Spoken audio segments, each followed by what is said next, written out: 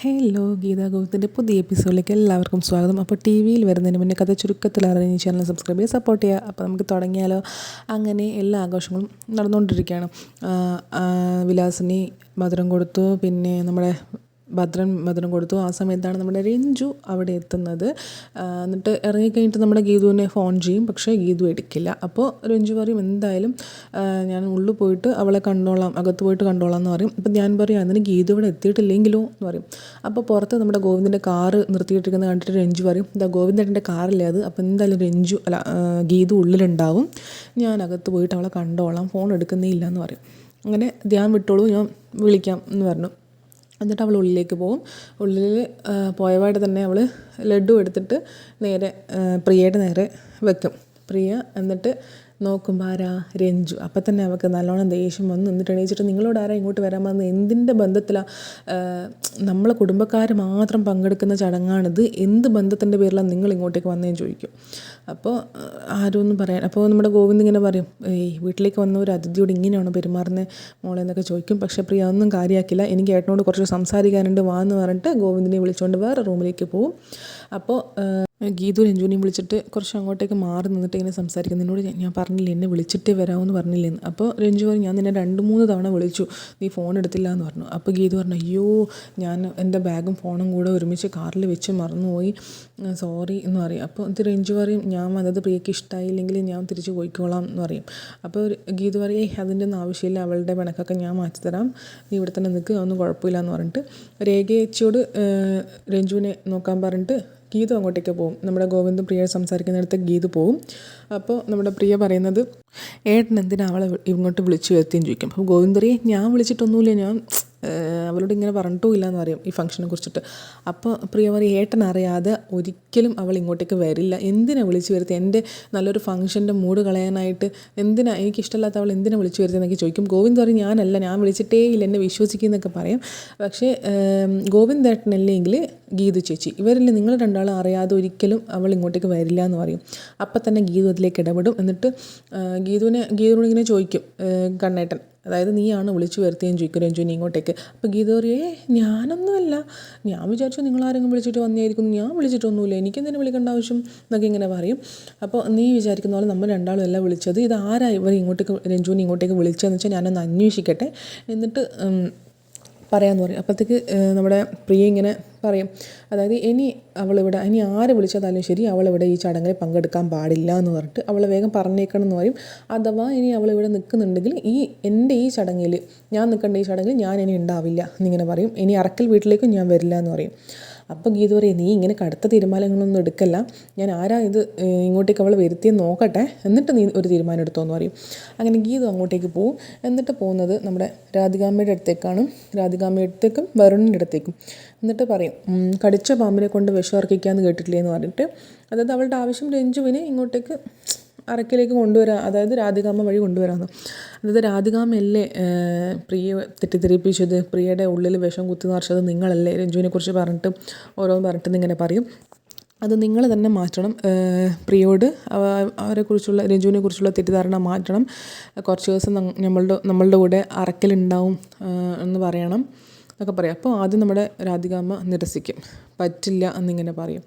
അപ്പോൾ ഗീത പറയും ഓക്കെ അങ്ങനെയാണെങ്കിൽ കുഴപ്പമില്ല, ഇപ്പം തന്നെ ഒരു ഷോ നടക്കും ഇവിടെ, രാധികാമ്മയും വരുണും സുവർണയൊക്കെ നടത്തിയൊരു ഷോയുടെ സ്ട്രീമിങ് ഇപ്പം ഇവിടെ സംഭവിക്കുന്നു പറയും. അപ്പോൾ അവർക്ക് മനസ്സിലായി കാര്യം. അപ്പം തന്നെ വരുണ് അമ്മ വെറുതെ എന്തിനാന്ന് ഒരു സീൻ ഉണ്ടാക്കുന്നത്, രഞ്ജുവിനെ പോയിട്ട് പ്രിയയെ പോയിട്ട് സമാധാനിപ്പിക്കുക, അവളുടെ കാര്യം പറഞ്ഞൊക്കെ പറഞ്ഞിട്ട് വരുണ് വേഗം തുടങ്ങും.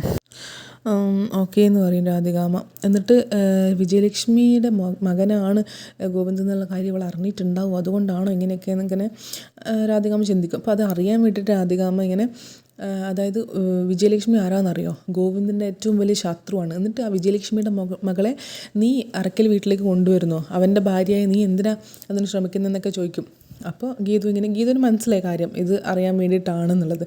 അങ്ങനെ വിട്ടുകൊടുക്കില്ല എന്ന് പറഞ്ഞിട്ട് ഗീതു പറയും അറക്കൽ വീടിൻ്റെ ഏറ്റവും വലിയ ശത്രുവായ സ്വന്തം അച്ഛനെ കൊല്ലാൻ ശ്രമിച്ച ആളെ ആണ് എൻ്റെ അച്ഛൻ. ആ അച്ഛനൊരു സ്ഥാനം കൊടുത്തു. അതായത് അച്ഛൻ്റെ മകളെ സ്വന്തം ഭാര്യയാക്കി, ആ അച്ഛൻ്റെ മകനെ സ്വന്തം പെങ്ങൾക്ക് കെട്ടിച്ചു കൊടുത്തു. ഇത്രയൊക്കെ ചെയ്യാമെങ്കിൽ വെറും ഒരു ശത്രുവിൻ്റെ മകളെയാണോ അങ്ങോട്ടേക്ക് കുറച്ച് ദിവസം താമസിക്കാൻ പറ്റാത്തതെന്നൊക്കെ ഇങ്ങനെ പറയും. അപ്പോൾ നമ്മുടെ രാധികാമ്മ ചോദിക്കും, ശരിക്കും നിൻ്റെ ഉദ്ദേശം എന്താണ്, ഈ ഗെയിമിൻ്റെ പ്ലാൻ എന്താണെന്ന് ചോദിക്കും. അപ്പോൾ നമ്മുടെ ഗീതു പറയും, ജയിക്കാൻ വേണ്ടിയിട്ടാണെന്ന് പറയും. അപ്പോൾ അതിൻ്റെ ഫലം ഈശ്വരൻ തരുന്നൊക്കെ പറയാണ്. അപ്പോൾ രാധികാമ്മക്ക് ദേഷ്യം പിടിച്ചപ്പോൾ വരുൺ പറഞ്ഞ അമ്മ വെറുതെ ഒരു സീൻ ഉണ്ടാക്കണ്ട, ഇപ്പം പോയിട്ട് വേഗം പ്രിയ പറഞ്ഞ് മനസ്സിലാക്കാൻ നോക്കുന്നു ഇങ്ങനെ പറയും. അത് കഴിഞ്ഞിട്ട് നേരെ പ്രിയയുടെ അടുത്തേക്ക് ഗീതു പോകും. എന്നിട്ട് പറയും, ഏട്ടനും ഗീതു ചേച്ചിയെ ഞാൻ ഏറ്റവും കൂടുതൽ വിശ്വസിച്ചിരുന്നത് അവരാണ് എന്നെ ഇപ്പോൾ വഞ്ചിക്കുന്നത് എന്നൊക്കെ ഇങ്ങനെ പറയും. അപ്പോഴത്തേക്ക് ഗീതുവോടെ വന്നിട്ട് പറയും, ഞങ്ങളാരും അല്ല, നിൻ്റെ ഏട്ടനും ഞാനും അല്ല നിന്നെ വഞ്ചിച്ചത്, നിൻ്റെ അമ്മയാണ് രഞ്ജുവിനെ ഇങ്ങോട്ടേക്ക് വിളിച്ചു വരുത്തിയെന്ന് ഇങ്ങനെ പറയും. അപ്പോൾ നമ്മുടെ ഗോവിന്ദ് പറയും, നീ എന്തിനാണ് വെറുതെ അമ്മയുടെ തലയിലിടുന്നത്, എല്ലാ കുറ്റവും അമ്മയുടെ തലയിൽ എന്തിനാണ് നീ കെട്ടിവെക്കുന്നത് നിങ്ങൾ. അപ്പോൾ നമ്മുടെ ഗീതു പറയും, എനിക്കറിയാം ഞാൻ പറഞ്ഞാൽ നിങ്ങൾ വിശ്വസിക്കില്ല, അതുകൊണ്ട് രാധികാമ്മ പറഞ്ഞാലല്ലേ നിങ്ങൾ വിശ്വസിക്കുള്ളൂ. രാധികാമ്മ അപ്പോഴത്തേക്ക് അവിടെ വരും. എന്നിട്ട് ഗീതു പറഞ്ഞത് സത്യമാണ്, ഞാനാണ് രഞ്ജുവിനെ ഇങ്ങോട്ടേക്ക് വിളിച്ചു വരുത്തിയെന്ന് പറയും. എന്നിട്ട് പ്രിയോട് ഇങ്ങനെ പറയും, ഞാൻ പറയുന്നത് കേട്ടിട്ടല്ലേ നീ അവളെ തെറ്റിദ്ധരിച്ചത്, അവൾക്കൊരു അനിയത്തിയുടെ സ്ഥാനം കൊടുത്തു എന്ന് ഞാൻ പറഞ്ഞല്ലേ നീ മനസ്സിലാക്കിയത്, അങ്ങനെയൊന്നുമില്ല, നീ കഴിഞ്ഞിട്ടേ അവളുള്ളൂ ഗോവിന്ദിന്, അവളൊരു പേഷ്യൻ്റ് അല്ലേ, അതിൻ്റെ ഒരു പരിഗണന നമ്മൾ കൊടുക്കണ്ടേ, ആ ഒരു ഇത് മാത്രമേ നമ്മുടെ ഗോവിന്ദും കൊടുക്കുന്നുള്ളൂ അവൾക്ക്, അല്ലാതെ വേറെ ഒന്നുമില്ല, നീ ആണ് ഏറ്റവും വലുത് അവന്, നീ കഴിഞ്ഞിട്ടേ ബാക്കി എന്തുള്ളൂ എന്നൊക്കെ ഇങ്ങനെ പ്രിയയോട് പറഞ്ഞ് സമാധാനിപ്പിക്കുകയാണ്.